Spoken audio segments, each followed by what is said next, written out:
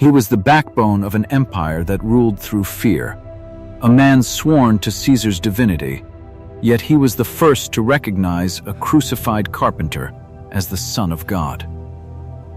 Pause for a moment and let that land.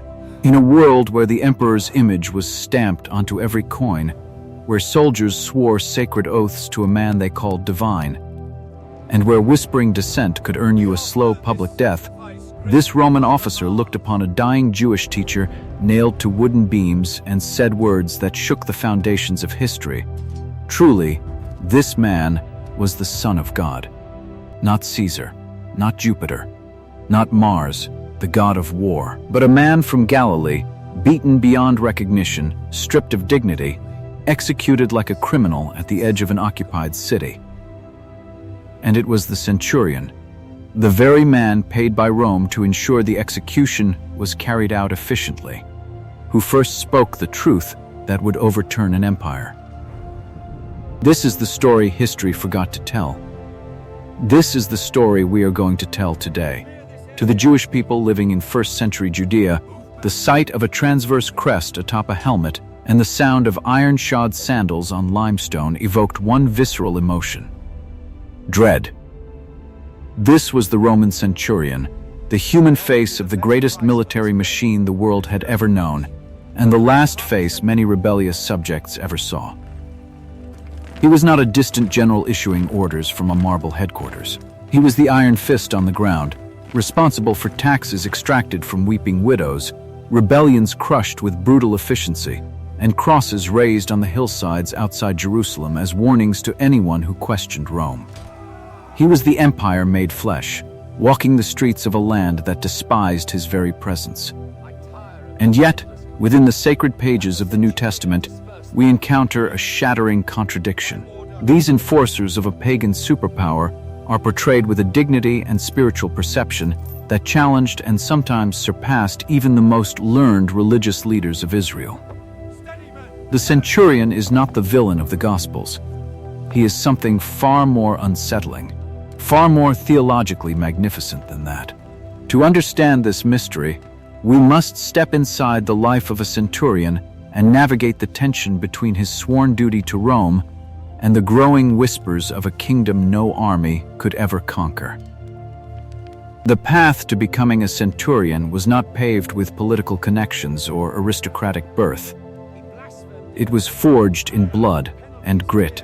To command a century, roughly 80 battle-hardened legionaries, a man had to embody Roman virtus, courage, discipline, and an almost fanatical commitment to his men. A centurion was a career soldier, often serving for 20 years or more, accumulating scars across the frozen borders of Germania, the deserts of North Africa, and the mountain passes of Judea. He was paid 15 or more times the common soldier's wage, wore his sword on the left side as a mark of authority, and carried the vitus, the vine staff, both his badge of office and his instrument of punishment. He was promoted not for connections, but for bravery under fire and the extraordinary ability to keep terrified men steady when shields began to splinter. In the eyes of Rome, he was a machine of order. In the eyes of Judea, he was the human symbol of everything that had gone wrong for the people of God. Stationed in Judea, a Roman centurion found himself in what the legions considered the most maddening posting in the empire. Rome had absorbed hundreds of cultures with relative ease. Let them keep their gods, add Jupiter to the pantheon, collect the taxes, maintain order, and everyone coexists. But not in Judea.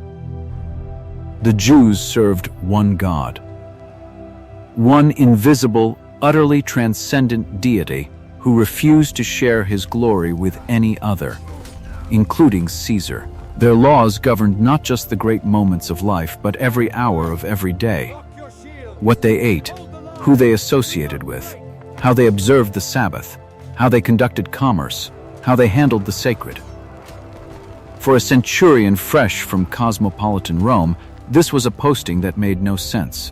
And yet, for some of these men, the prolonged proximity to Jewish monotheism began to crack open questions that Roman religion had never forced them to ask. Rome's gods were transactional. You sacrifice, they help you win. Cyclical, seasons come, emperors fall, the wheel turns with no destination. But the God of Israel was going somewhere. He had made promises. He had a plan. For a soldier who had spent 20 years watching everything permanent crumble into dust, a God who kept his word, who could not be bribed or outmaneuvered, was a very difficult idea to dismiss. Before we go further, think about this honestly.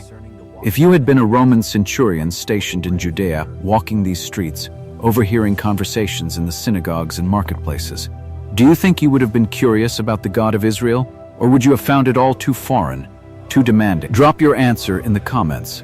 We will come back to that question before this video is done. One of the most emotionally powerful encounters in all of the Gospels involves a centurion stationed in Capernaum, the very town that became the center of Jesus' Galilean ministry. This officer was extraordinary from the first detail we learn about him. When his servant fell gravely ill, he did not march to Jesus with the authority of Rome behind him, demanding service as was his absolute right as an occupying officer. He sent the local Jewish elders to plead on his behalf, the very men who had every reason to despise him. And what did those elders say? He deserves to have you do this, because he loves our nation and has built our synagogue. This was not a man who grudgingly tolerated the people he governed. This was a man who had crossed the enormous cultural and religious distance between Rome and Judea, not with conquest, but with generosity. He had used his own resources to build a house of worship for a God he did not yet fully understand. When Jesus set out to come to him, the centurion sent another message, and these words are among the most theologically rich in the entire gospel narrative. Lord, do not trouble yourself, for I am not worthy to have you come under my roof. But say the word, and let my servant be healed. For I too am a man set under authority, with soldiers under me. And I say to one, go, and he goes, and to another, come, and he comes. Read those words slowly. A Roman military officer has just articulated a theology of divine authority that the scribes and Pharisees, men who had spent their lives studying Scripture, had completely failed to grasp. He understood that true authority does not require physical proximity. True authority speaks, and reality obeys. He had seen this principle his entire military career. A general's order carried weight not because the general was standing there enforcing it, but because of the authority the order represented. And this centurion recognized that Jesus operated in precisely the same way, except that the authority behind Jesus was not Caesar. It was something older, deeper, and infinitely more absolute. The text tells us that Jesus was amazed.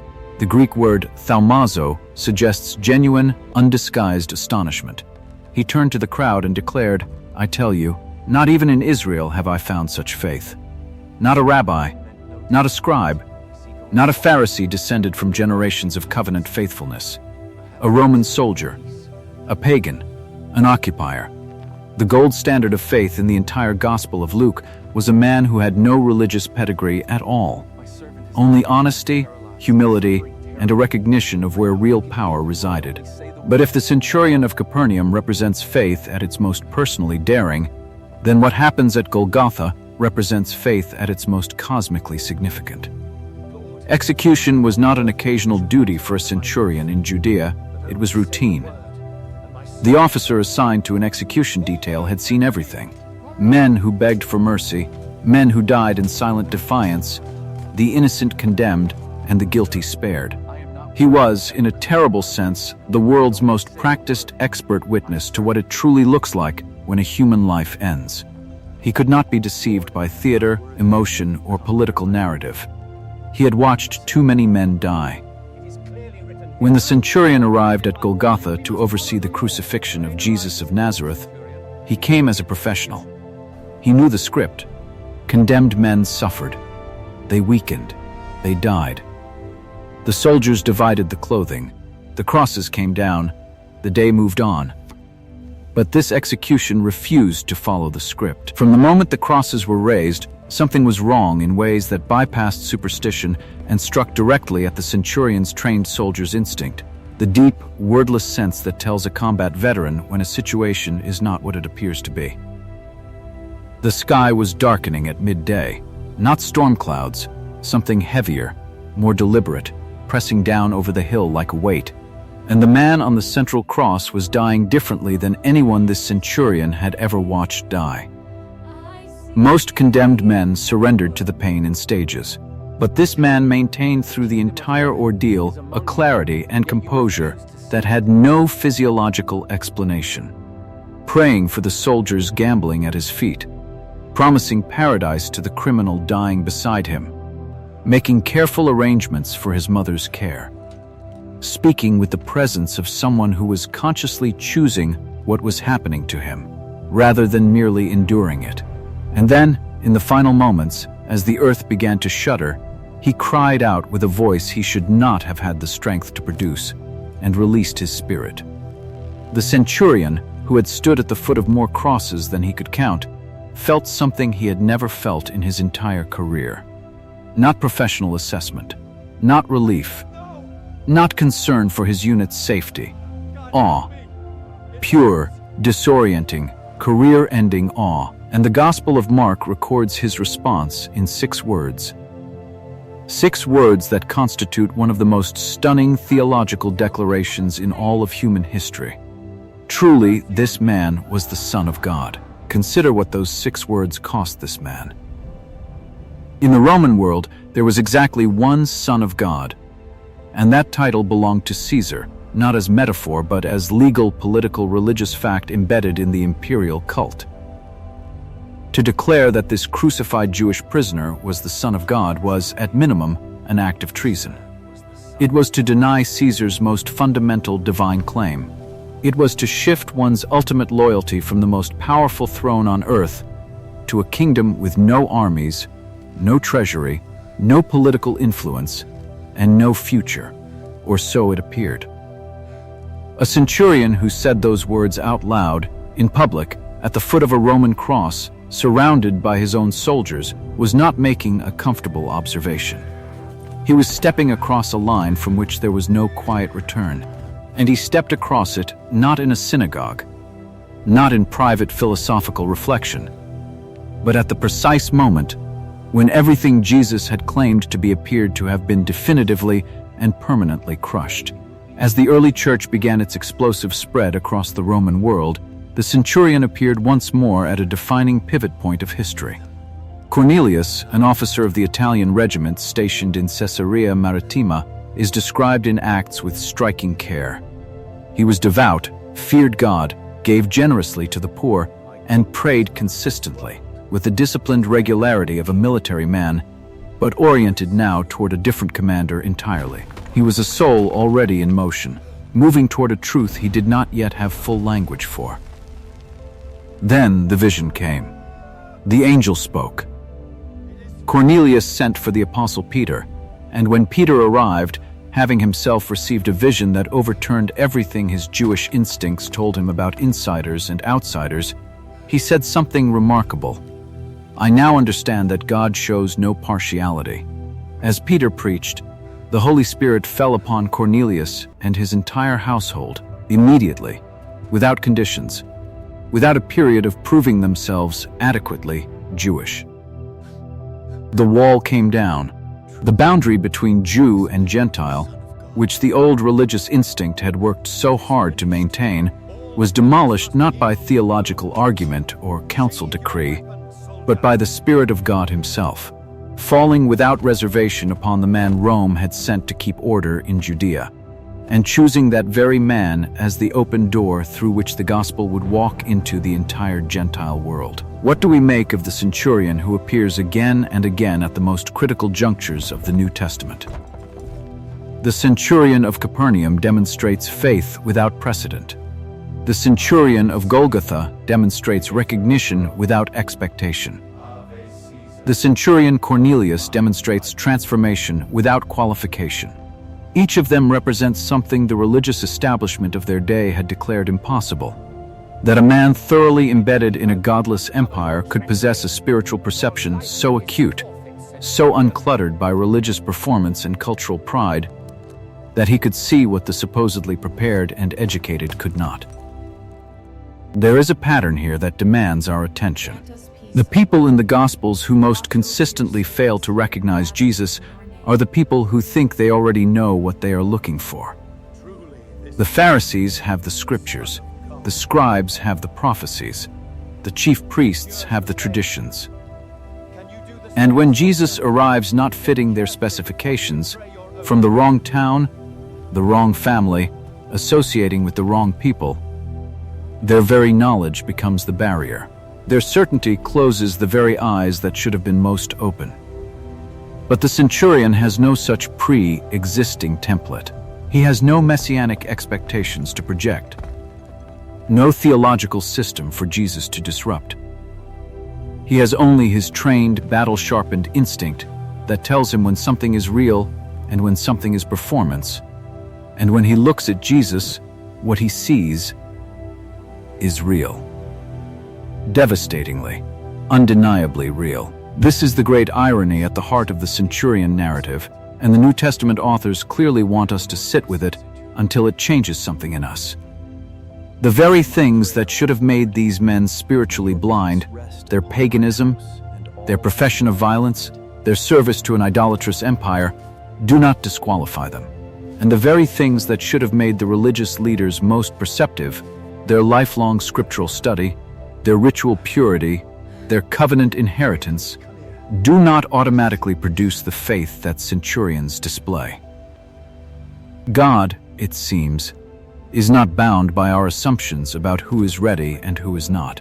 Grace moves toward the honest heart with a directness that bypasses every category we have constructed to manage it. History does not tell us what became of these specific men. We do not know whether the centurion of Capernaum left the legions. We do not know what it cost the centurion of Golgotha to speak those 6 words in earshot of his fellow soldiers. We do not know how Cornelius navigated the collision between his military oath to Caesar and his new allegiance to a kingdom that preached the dignity of every human life. But we can feel the weight of the questions they must have faced, because they are the same questions that every person who encounters Christ in the middle of a fully formed life must eventually answer. What changes now? Where does my loyalty ultimately reside? What do I do with everything I have already built? These are not easy questions. They were not easy then. They are not easy now. And the centurions of the New Testament offer no formula, no easy resolution.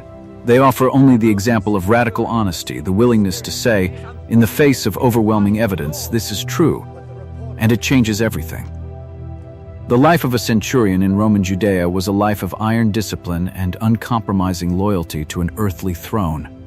A throne that demanded everything and offered, in return, a pension and a plot of land at the end of your service, if you survived long enough to collect them. But in the shadow of the Galilean hills, on the shores of Gennesaret, on the road to Golgotha, and in the courtyard of a devout officer's house in Caesarea, something broke through the iron. And the men who had been most thoroughly formed by the power of this world found themselves, against all probability, standing before a power they had not known existed until the moment it stood in front of them, and asked for the one thing soldiers rarely give: surrender. Caesar might rule the world, but there was a carpenter who ruled everything Caesar could never reach: the conscience, the soul, the deepest chamber of the human heart, where no empire can station a garrison.